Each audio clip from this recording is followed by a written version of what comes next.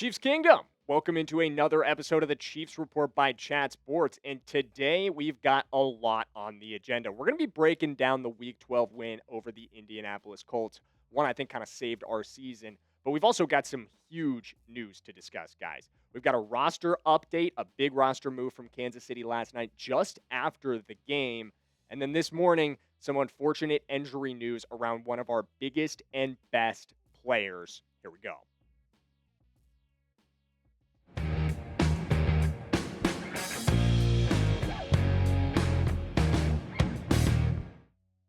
All right, Chiefs Kingdom. Like I said off the top, busy show today. Here's what's on the agenda. We're going to start with the major injury update. This is something all Kansas City Chiefs fans need to know about because it's going to have a massive impact on our Week 13 matchup against the Dallas Cowboys on Thanksgiving here in just a couple days. After that, we're going to get into some analysis of the big signing that the Kansas City Chiefs made last night, in addition to the roster. Pretty rare midseason move, but one I think could have an impact as well. And lastly, we're going to wrap this thing up with some Week 12 discussion. Couple winners and a couple losers out of the overtime rally win against the Indianapolis Colts. Before we get into all that, I need you guys to hit that subscribe button.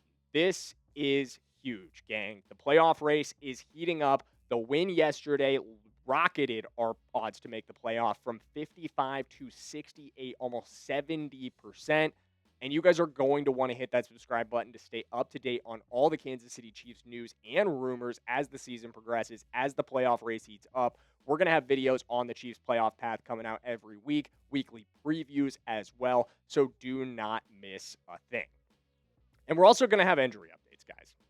I hate to give them to you when they're bad news like this, but I'm going to let you guys know when stuff like this happens. It's a huge reason why you got to hit the subscribe button. And Trey Smith is unlikely to play in Week 13 against the Dallas Cowboys, guys. This is a significant loss, obviously. We all know how huge Trey Smith can be to this offensive line. And I think one of the underrated parts about losing Trey Smith, especially at the time we're going to lose Trey Smith, is think about the way Mahomes was moving in the pocket yesterday. Did it look like he trusted the guys in front of him to you? Did it look like the protection was something he had 100% faith in? Because it didn't to me. And that's why losing Trey Smith on Week 13 is going to be massively significant. Ian Rappaport coming through with a tweet this morning to let us know he's dealing with a low and high ankle sprain. We don't have an exact timeline at this point, but Rapp did say at the end of this tweet that it is highly likely that he will miss the game against the Cowboys on Thursday. So this is what the offensive line is going to look like against the Dallas Cowboys. Josh Simmons in at left tackle. He's been fantastic since his return. Kingsley still dealing with injuries, but playing right now. Creed in at center. And then Mike Caliendo in at right guard over Trey Smith, with Jawan Taylor bookending the line on the right side. And I'm not going to lie to you guys. This is absolutely horrible timing for Trey Smith to go out. There is never a good time to lose your right guard, but especially when your right guard is one of the best right guards in the NFL. I think the best right guard in the NFL.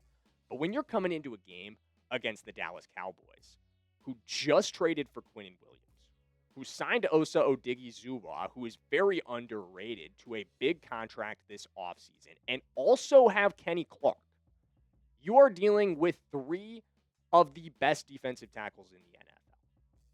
And now you don't have your guy on the offensive line. I really worry that Mike Caliendo cannot match up with these guys. In fact, I don't even know if it's a worry.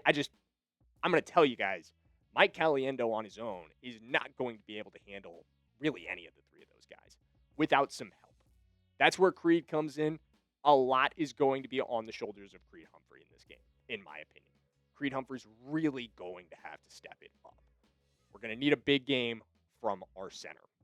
Big Oklahoma guy, Boomer Sooner. I think he's up to the task. I think he's going to have to shift and help Mike stay in this game, not lose his water, and protect Mahomes so Mahomes can trust the line in front of him.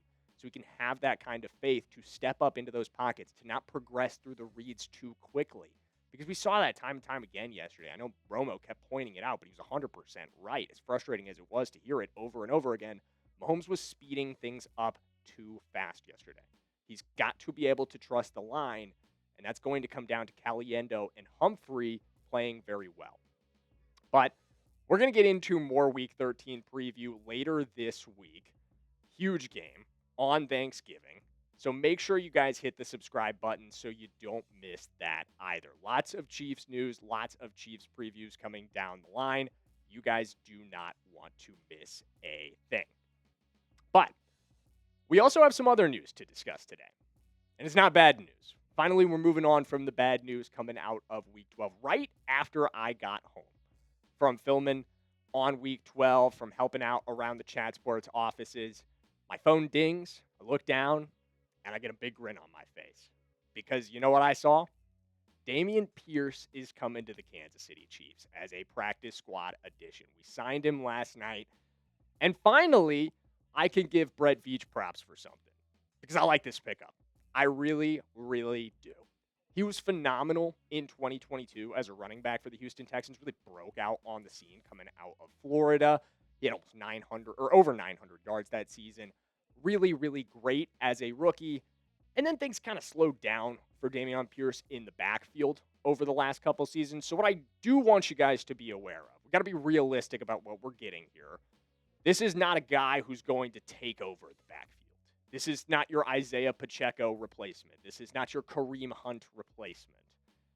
But what he absolutely can be is nice supplemental depth to those guys.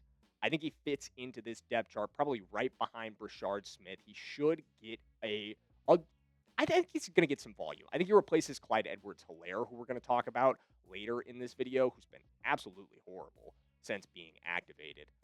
But I think Rashee Smith should still get some work.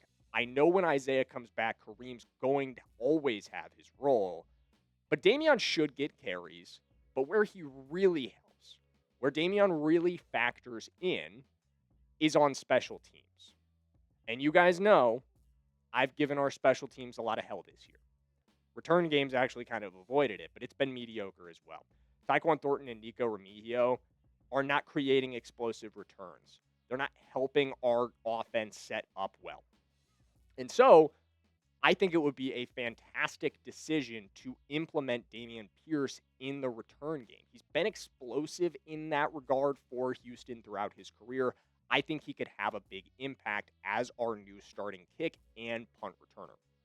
And speaking of decisions, guys, I think of Prize Picks. This episode is brought to you by Prize Picks, and it is the holiday season, the best time of the year for sports. Bowl games, basketball matchups, playoff pushes, it is all happening at once. We are all too familiar with playoff pushes here on the Chiefs Report. And while you and I are out here making decisions every day, what gifts to buy, what to eat, which game to watch, there is one place where it feels good to be right. Prize Picks. Rashee Rice went off for us yesterday for 8 receptions and 141 yards. First player on the Kansas City Chiefs this season as a rusher or receiver to cross that 100-yard threshold. And that performance could have made you some dough on Prize Picks, gang. And a new feature alert with Prize Picks as well. They have early payouts now. So if your lineup gets off to a hot start, you may now have the option to cash out those winnings before the game even finishes. You could cash out at any point with early payouts on some lineups. And speaking of lineups, I have got a lineup built for Monday Night Football tonight. We are taking the more on Christian McCaffrey's receiving yards, run CMC. I think he's going to go all over the Carolina Panthers. And then we're also taking the more on Teteroa McMillan's receiving touchdowns or rushing touchdowns as well. T-Mac's been fantastic for the Panthers this year. I think both of those will hit. And I love how straightforward Prize Picks is, guys. I don't have to spend a lot of time calculating my payouts when I go with Prize Picks because they make it easy with their payout multipliers. Whether it's just a simple 3 times or a big 2,000x, Prize Picks makes it easy to understand how much I can win.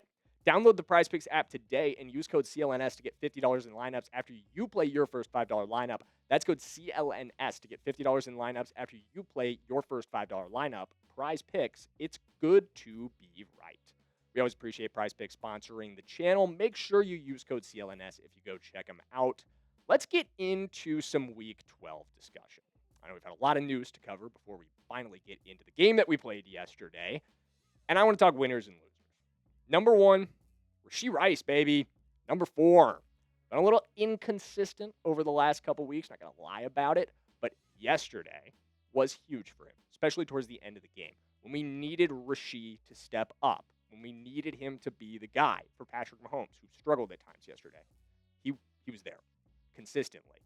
12 targets, 8 of those he comes down with, 141 yards receiving. Like I said, the first 100-plus yard receiver or rusher for Kansas City all season long, and he blasts that threshold out of the water with 141, 17.6 per catch. And what it really came down to was the clutch grabs, especially on that final drive, because the 47-yard catch to get that overtime drive going, and then another 19-yard catch to save that drive. Enormous game from Rashee Rice, despite a couple early miscues. Number 2, give me Chris Jones. Big 95, the CEO. I said it in my instant reaction last night. This is the best performance of the season we got from Chris Jones. Chris Jones turned back the clock a little bit. I think he heard us. I think he heard the criticism. He's heard people talking down on his game this season. And I know I've been one of those people. I'm not going to deny it. I think it's deservedly so, though. Chris Jones has struggled. I think he'd tell you that himself. But yesterday, he showed up for this team. 82 PFF grade, 4 pressures, 2 QB hits, and a stop. That is his second most pressures third most pressures in any game this season. Second best PFF grade of the season outside of the Raiders game. And 2 QB hits and a stop are also some of his best metrics of the year. He was making an impact consistently, even when it wasn't showing up in the box score. Honestly, I was surprised to see that the pressures were this low, that the stops were this low. It felt like every play, Chris Jones, you could have called his name out because he was doing something. Whether it was just taking on double teams to help other people get in work. Really great game from number 95. Now, talked a lot positive. Switch over to the negative. I know we won yesterday, guys, but it wasn't a pretty performance. And Clyde Edwards-Helaire is definitely a part of it. I don't understand why we keep activating him and then allowing him to take volume away from Rashee Smith. It just kind of drives me up a wall. I'm not going to lie. We have an extremely explosive running back. A guy who lit up the combine, was a phenomenal receiver at SMU, and has done well with the work we've given him, especially in the receiving game. And we consistently activate a first-round draft bust from years and years ago to start over him, to get reps over him. What are we doing? It just doesn't sit right with me that we have an athlete like Rashee Smith at a position we've consistently struggled at this season in running back. Props to Kareem Hunt for a great game yesterday. Maybe he should have been a winner too. Miss on my part. But Clyde should not be taking away volume from Rashee. Rashee should be getting these 5-6 carries per game that we give to Clyde when he averages less than 2 yards per carry. Unbelievable that he still gets volume. Just, I don't think he should even be on the active roster. Practice squad spot? Sure, fine. Don't care. Don't activate him anymore. He's not doing anything positively for Kansas City. And speaking of not doing anything positively, George Karlaftis, Mike Dana, and Charles Omenihu all joined that club. I think those 3 guys, the only thing they really did yesterday was cardio. Not going to lie to you guys. Great workout day for the 3 of them coming off the edge. 54 pass rushing snaps, 2 pressures. Count them 2. Dose. Don't know any other languages to say 2 in. But 2 pressures from those guys on 54 pass rushing snaps is absolutely unacceptable. You cannot be that inefficient and expect to perform well on offense. It shows with Daniel Jones' passing stats, especially early in this game, that we weren't getting after him at all. We really consistently were not. We're lucky that they don't trust Daniel Jones to throw the ball down the field. That's what it is, because he can't do that at the end of the day. As good as the numbers have looked from him this season. He's not somebody who's going to take over a game with his arm, and we're kind of lucky that he isn't that guy, because if they did have a guy like that under center, don't think we win yesterday, because we did not consistently affect the quarterback with the vast majority of our edge rushers. We got 3 guys taking 54 pass rushing snaps and getting 2 pressures. There's just no other word for that other than unacceptable, disappointing, and maybe there are more words for that. I can come up with a few. But gosh, that was hard to watch. And it's been a consistent theme this season. I know this isn't the first time you guys have heard me rant about our edge rushing room, about our inconsistent ability to get pressure. Would really love to see us attack that in the draft this season. Let me know. Maybe you guys, maybe as the season progresses, we'll get into some draft targets around the edge room.